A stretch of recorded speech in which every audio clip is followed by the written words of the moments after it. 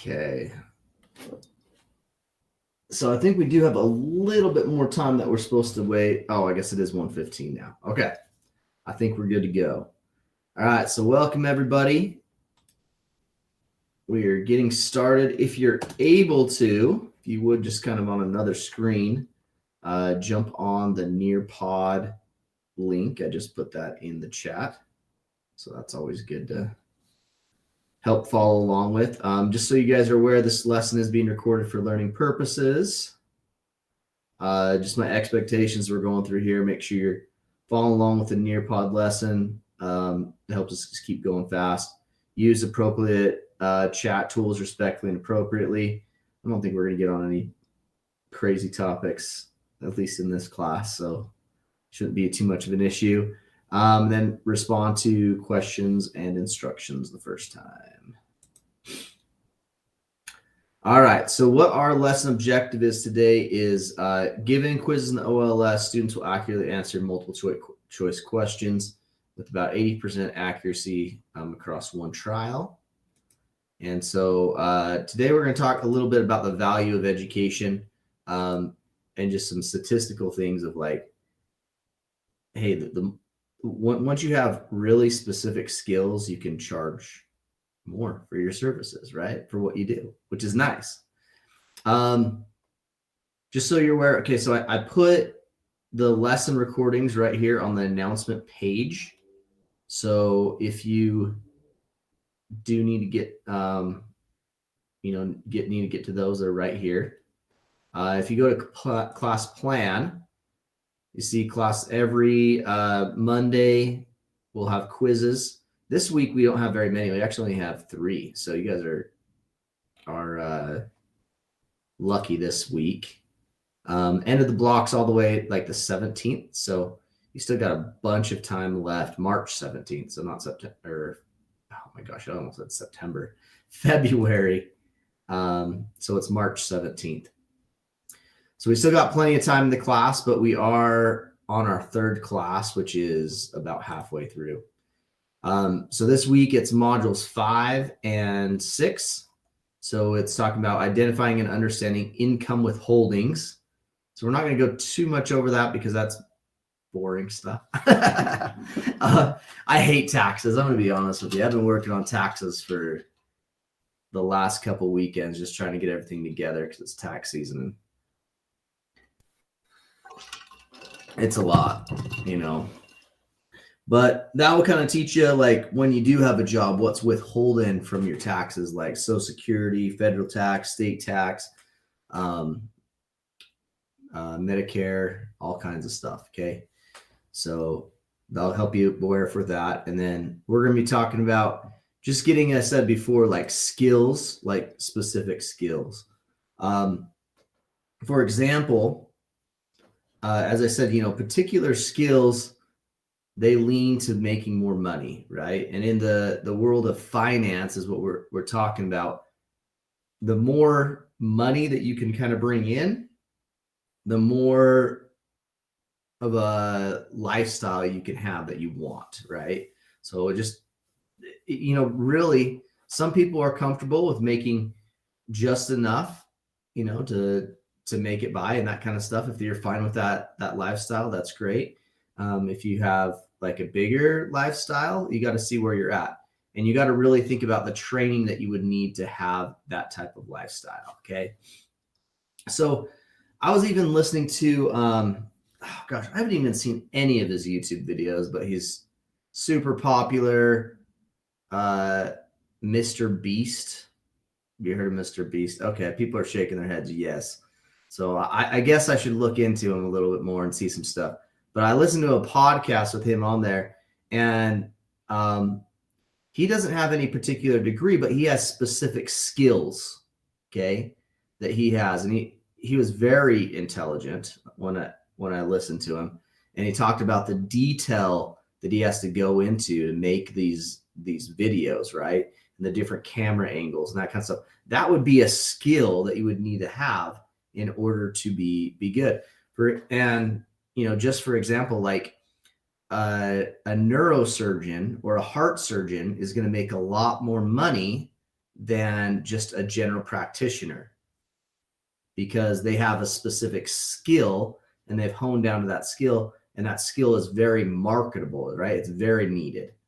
And so you need to look at the market and really see, when we're talking about education, I want to talk more about skills, right?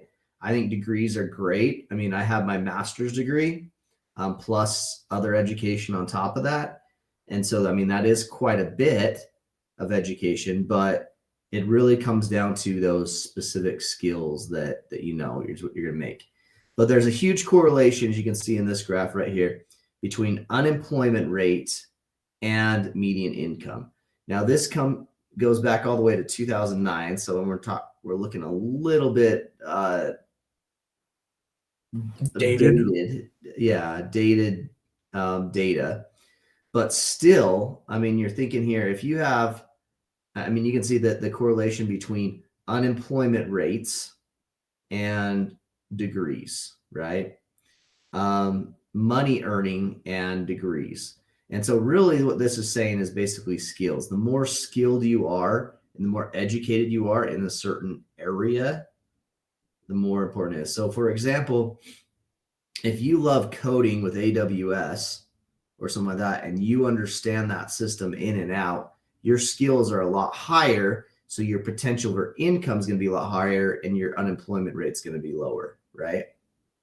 So just think of it as that way, because I know some people are like, I don't like the traditional education model and it's expensive, which it is. But think about it in the terms of skills. What skills are you getting for it? All right, so we're going to watch this little video real quick. It's going to tell about education and the income.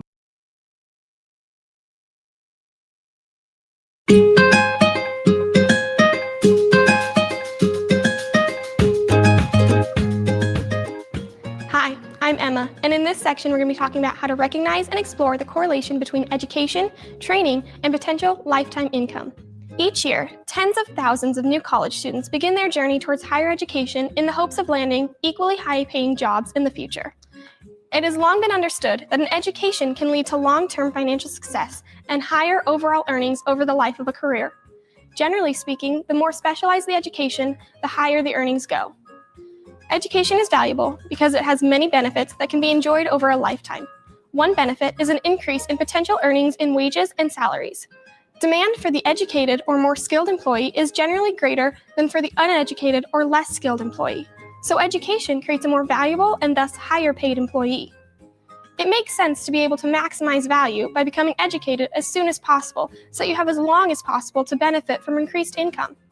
It even makes sense to invest in education before you sell your labor, because your opportunity cost of going to school, in this case, the lost wages of not working, is lowest. Current studies show that a college education has an economic value because a college graduate earns more over a lifetime than a high school graduate. Recent estimates put that difference at about $1 million. This fact indicates simply earning a 4-year college degree can be the key to long-term financial success. For career paths where there is a high demand for skilled workers, higher paying jobs may become available for those who have learned specific skill sets that can relate to specific job requirements. For example, the information technology field is clamoring with software developers. Therefore, those who study and earn certificates in one or more software languages can expect to be offered highly compensated roles within leading companies. Earnings based on specialization. In certain industries, the amount of specialized education is directly proportionate to the amount of earnings that a professional can make. For example, in the healthcare sector, a general practitioner can expect to earn as much as $188,223 per year, while a specialist can earn around $360,000 per year, twice as much. In the engineering field, an entry-level engineer can expect to earn around $62,000 per year, while an engineer who goes on to earn additional certification can earn more than $95,000 per year or more. As a rule, the more specialized the training and the more in demand a skill set is, the higher the potential earnings will be. When planning a career path, it is important to weigh all the factors in determining the best type of education for you. Careful evaluation and planning can help you maximize your earnings potential.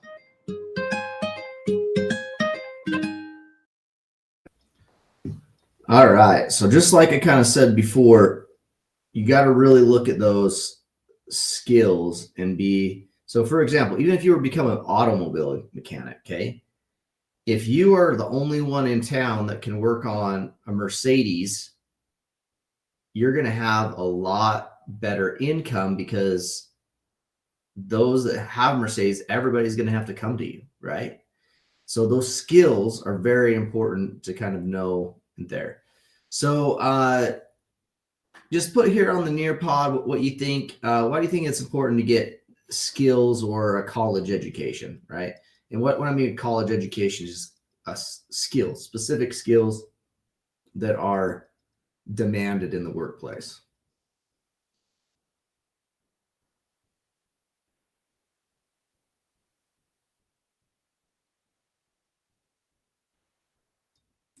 All right. So, something happened to my screen. What the heck? Okay. So you obtain special skills and make more money. Yeah. So you kind of see the difference between somebody that had that was a 4-year degree than a college graduate. You know, I would say anybody that has like a good skill like that is about $1 million over a lifetime. Okay, that's a lot of money when you look at it as you're putting into like a home and retirement and stuff. Sorry, I'm late. No worries. Okay, it But benefits also, if you you. think about it, Go ahead. sorry. Go ahead. If you think about it too, though, $1 million over, let's say, an 80-year lifespan, let's go with that. That really doesn't seem like it'd be that much because $1 million over 80 years really wouldn't be that much. But you're not working all those 80 years, right? So Okay, then let's say 60. How about that? Yeah, I wouldn't even say 60. So you're going to be working probably, especially getting education, so about 25 until 65. So what's that? 25, About 40, 45 years. 40 years, right? So 40 years. That's going to be quite a bit, in those. Yeah, I don't know, maybe, but I just feel like the difference for how much you're also going to be putting yourself in debt to me wouldn't be worth it. Well, that's why you got to be smart and not go into debt for it, right? So our last class we talked about, there's different ways, scholarships, grants, that kind of stuff. I'll bet you I had personally, and I already told you guys, I had my, I have my master's degree plus, okay? And I only went into debt about $8,000, okay? And I was able to get grants, scholarships, and kind of pay out of pocket for the rest of it, like working as I'm going to school, that kind of stuff. Okay. So, I mean, it's not like I have, a whole bunch of debt just laying around. So if you're smart and you do it the right way, that's the way you kind of need to do it. Yeah. I guess college makes sense if you can get it for like not putting yourself in a bunch of debt. Like my mom, she did all of her college in the military, so she got it for free mostly. Yep, there you go. There's another way to do it. But I just feel like if you have to put yourself in debt for it, to me, it wouldn't be worth it. But that's why I'm going to go to trade school because it's a lot cheaper. That's probably a good thing. Go to trade school. That's a good option for you, right? And you can get your associates through there. And then if you want to get a more specific skill, right, you can do that. Okay. Benefits in many ways, increase income, because you end up having higher value in the workforce. I mean, that's kind of important, right? You got to have, if you don't have value in the workforce, you're not going to be hired. One of the things that they're worried about right now is jobs are being taken over by AI, right? Artificial intelligence. So what skills do you have that AI does not have, right? So you got to think about the workforce you're moving forward, okay? Make a lot more money so you can earn a living with jobs and goals. Okay, you can achieve your goals. Lots better job. Perfect. Okay, so you can do the math on here, those calculations. We've kind of talked about it before. I mean, this data is a little bit old, as we said before, so it has increased from there, but still, you cannot live on some of these things. I think the poverty line, honestly, for a family of 4 is like under $40,000 a year, right? And so even with a college degree, if you're only making that, you're under the poverty line, which means it's really hard to make it by, especially in my area. I think we talked about cost of living last week. That's what it was, cost of living. But cost of living, I mean, you're looking at what, $1,200 a month to basically get a house, rent a house. So that's over half your income. If you're in this category, half your income is going to go towards your home, right? Just for rent. Yeah, somebody said that pretty low. Yeah. So you mean the salaries are pretty low, or the housing price? Yeah, housing's crazy right now, just so you're aware. So you got to think of all those things. The salaries, yep, they are. Okay, so we could do the math, we could look at it there, but let's move on to another video, talk a little bit more about all this stuff.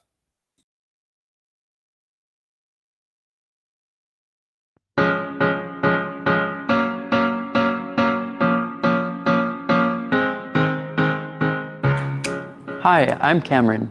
Today we will be examining the costs of post-high school education options and analyze the return on investment, or ROI. This includes career choices, understanding the cost differences between public and private schools, and differences between nonprofit and for-profit education and training. When it comes to higher education, modern students have a number of choices in pursuing certificates and degrees to help them reach their future career goals.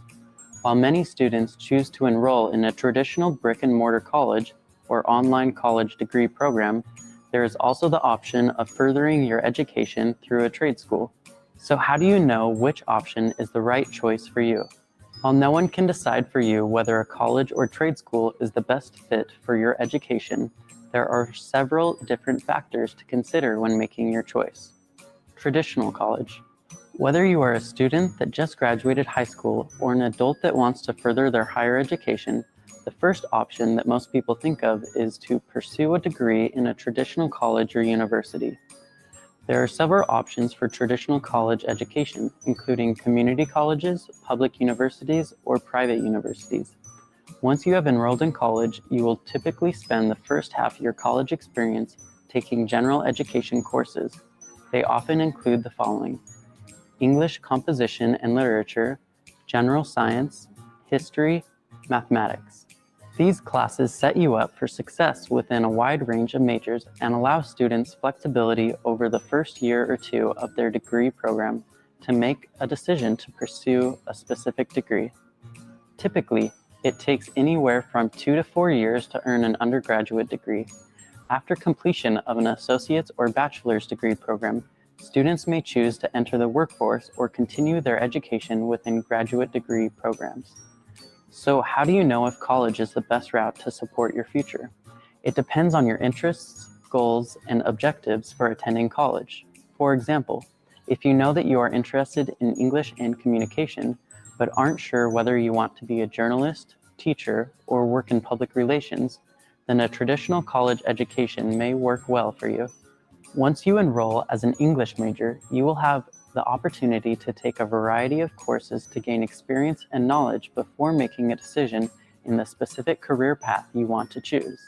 While most students are familiar with traditional colleges, trade schools can be an excellent option for those who already have a clear idea of the career path they want to pursue.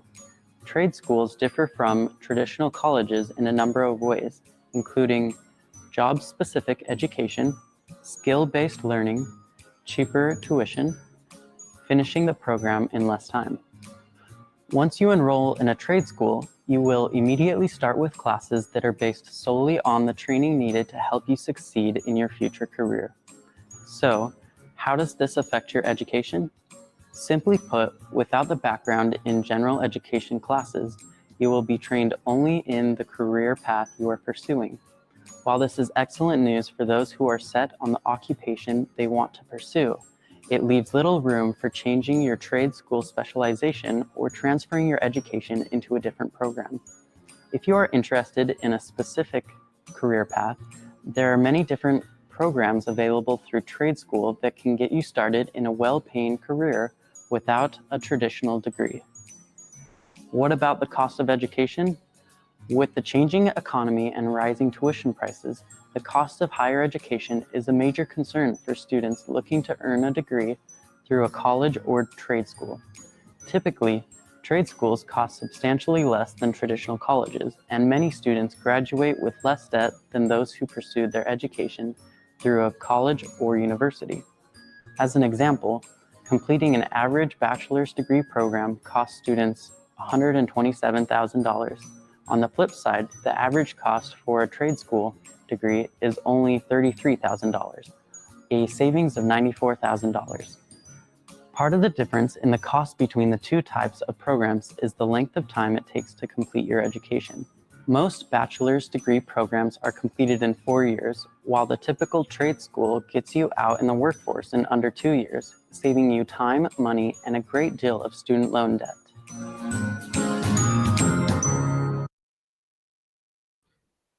All right, so that kind of gave you a little insight about the difference between a tech school versus a traditional college. So it really wants to depend on what you want to go into, but really what it comes down to, right, is how does your career choice affect your income? Okay, I know people love art and stuff like that, but if you got a 4-year degree in art, you better have some type of specialty or talent in order to be able to make up for how the cost of that degree, right? Or like your return on investment, your ROI, which you talked about, and I think that's what Jake was kind of talking about too, isn't going to be worth it. Okay. What employee characteristics are important to employers? I think that's important too. A lot of employers just like to hire somebody with a college degree because they know that they're persistent, right? That they will do things and they will make it through. And it's just kind of opens up the doors, right? And how do education and training affect your salary?